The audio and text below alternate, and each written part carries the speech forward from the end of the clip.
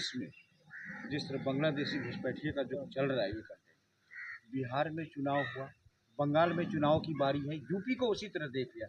एक एसआईआर जो हमारी गवर्नमेंट चला है, एसआईआर से क्या प्रभावित हो रहा है और इसको कैसे देखते हैं आप? देखिए, एसआईआर का तो अब पूरे देश में चल ही रहा है और मीडिया प्रभारी मीडिया लोग, आप लोगों को तो सबको पता ही है। असली जानकारी तो आप लोगों को है ही, लेकिन आप मेरे मुख से सुनना चाहते हैं तो मैं आपको बताऊं कि मैं कोई इतना बड़ा ज्ञाता उसमें नहीं हूं। जो सरकार ने काम किया है, आप ये देखिए इसके पीछे मकसद क्या है।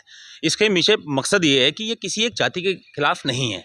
लोग इस चीज़ को, जो और हमारी पार्टियां हैं बीजेपी से अलग, वो ये सिर्फ दिखाना चाह रही हैं कि ये एक जो है जाति के विरुद्ध जो है चल रहा है प्रोग्राम। और बिहार का इलेक्शन हुआ, इतनी वोटें कट गई। भाई एक बात बताइए, जो आदमी हमारे यहाँ बाहर से घुसपैठ होके आया है, अब आप लोग उसमें क्वेश्चन आप पूछ देंगे जी घुसपैठ क्यों हुई, 10 साल से तो बीजेपी सरकार है। मैं कह रहा हूँ इन बातों को छोड़िए। बीजेपी सरकार कभी भी सरकारें आके ना, उनको समय लगता है अपनी सिस्टम को दुरुस्त करने में, और इतनी दुरुस्त किया है। सबसे पहले क्या होता है, जब आदमी अपना घर बनाता है तो सबसे पहले एक बाउंड्री वॉल बनाता है, ठीक है ना। ये नहीं कि पहले अपने घर में टॉयलेट बढ़िया बनाएगा या बेडरूम अच्छा बनाएगा। तो मोदी सरकार ने आने के बाद सबसे पहले अपनी बाउंड्रीज को जो है वो बिल्कुल ऐसा पक्का किया है, चाहे वो चाइना का हो, चाहे वो अपने जो भी बॉर्डर हैं, पाकिस्तान के बॉर्डर्स हैं, सभी बॉर्डर्स हैं, बाहर से उन सब चीज़ों को पक्का किया है। उसके बाद हमारी जो एक नींव, रीढ़ की हड्डी टूटी हुई थी, है ना, जो पूरे संसार में, विश्व में भारत को लोग बड़े अजीब तरीके से देखते थे कि भाई ये भारतीय हैं। बड़ा बड़ा बड़ा जैसे वहाँ उधर नीग्रोज का उनका होता है, काला और सफ़ेद का भेदभाव जो करते हैं, वो हमारे इंडियंस में होता था। हमारे इंडियंस के लिए इस तरह से देखा जाता था कि भाई ये तो कुछ है ही नहीं, कोई से पायदान पे है। उनको तो पायदान भी गिनते गिनते वो कहते थे कुछ है ही नहीं, सिर्फ पायदान ही 8, 9, 10 तक ही होते हैं। आज आप देखिए भारत देश कहाँ है।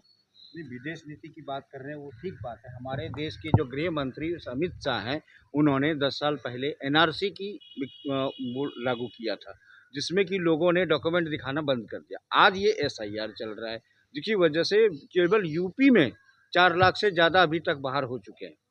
सर एक बात बताइए, ये मुहिम जो चली है, ये मुहिम कोई हमारी थोड़ी थी। ये मुहिम तो पुरानी कांग्रेस की थी।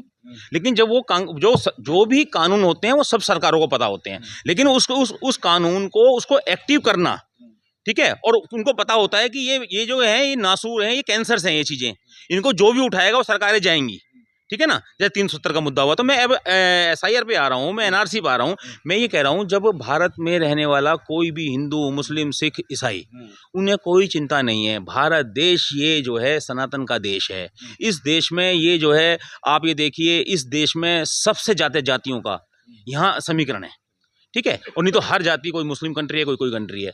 अब हम ये कह रहे हैं कि जो हमारे यहाँ से ये पद्धतियाँ बनी हुई थी, हमारी सरकारों ने उन पद्धतियों को आगे बढ़ाया है, और उसके ऊपर गहन विचार करके, ये ना देख के कि अगर लोग जो है पब्लिक को क्या समझाएंगे, असलियत क्या है। अब असलियत तो ये है कि जो सच्चाई सामने आ रही है कि इतने इतने वोट्स बने हुए थे, एक एक आदमी 40-40 वोट बनाए पड़ा था, सारा बांग्लादेशी वोट बना पड़ा था। अब वो बांग्लादेशी वोटों से उनसे मांगा जा रहा है कि आप बताइए, हमारे भी फार्म भरे गए हैं, मेरा फार्म भरा गया है, मेरी बेटी की शादी हो चुकी है, मेरी बेटी गाजियाबाद में, उन्होंने कहा पापा जो आप अपना वो पुराना वो भेजिए, जिसमें मैं भी, जब मैं वोट नहीं देती थी, मुझे आपका वो आईडी चाहिए।